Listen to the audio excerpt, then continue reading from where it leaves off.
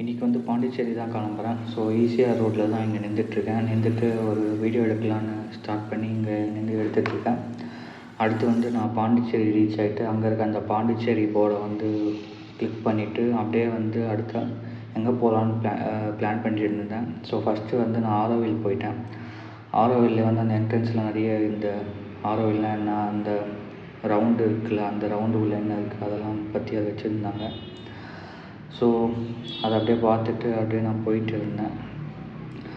உங்களுக்கு என்னென்னு தெரியுமா, இந்த ஆரோவில்ல எதுக்கு வந்து கண்டுபிடிச்சாங்க, யார் கண்டுபிடிச்சா, எதுக்கு இருக்குது, யார் என்ன பண்ணுறாங்க?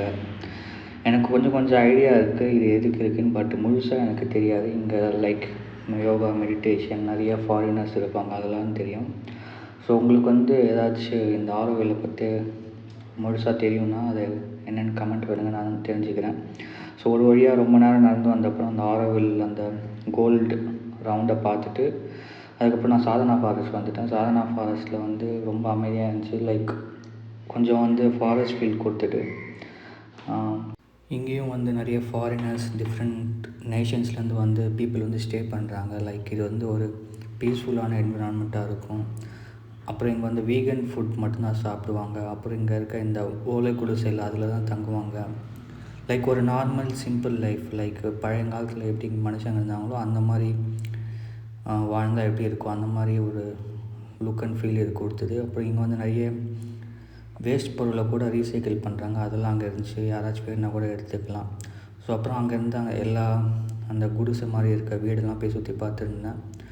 ஸோ அதுக்கப்புறம் வந்து இங்கே ஒரு பஸ்ஸெலாம் நின்றுட்டு அதுவும் வந்து ஒரு நிறைய பழையங்காலத்து ஃபீல்லாம் கொடுத்துட்டு சூப்பராக இருந்தது. அப்படியே நான் நடந்து போயிட்டு இருந்தேன்.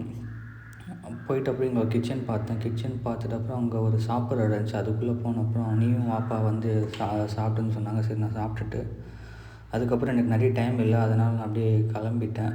ஸோ அதுக்கப்புறம் இங்கே ஒரு பூனை இருந்தது, அது கூட அப்படியே பார்த்துட்டு விளையாடிட்டு ஸோ அதுக்கப்புறம் வந்து பீச் சைடு போகலான்னு சொல்லிவிட்டு நான் பீச்சுக்கு கிளம்பிட்டேன். பிகாஸ் நான் இது வந்து ஒரு 1 டே ட்ரிப்பாக தான் பிளான் பண்ணியிருந்தேன். ஸோ டக்கு நேரத்தை பார்த்து முடிக்கணும்னு சொல்லிவிட்டு டக்குன்னு அங்கே வந்து சாதனா ஃபாரஸ்ட் கிளம்பிட்டேன். கண்டிப்பாக வந்து இன்னொரு வாட்டி நான் வருவேன், வந்து கொஞ்ச நாள் ஸ்டே பண்ணுற ஐடியா இருக்குது. பட் அது ஸ்டே பண்ணுற ஐடியா நல்லதா கெட்டதா, யாராவது இதுக்கு முன்னாடி ஸ்டே பண்ணியிருந்தீங்கன்னா உங்களோட எக்ஸ்பீரியன்ஸ் என்னென்னு சொல்லுங்கள், கமெண்ட்டில் மென்ஷன் பண்ணுங்கள்.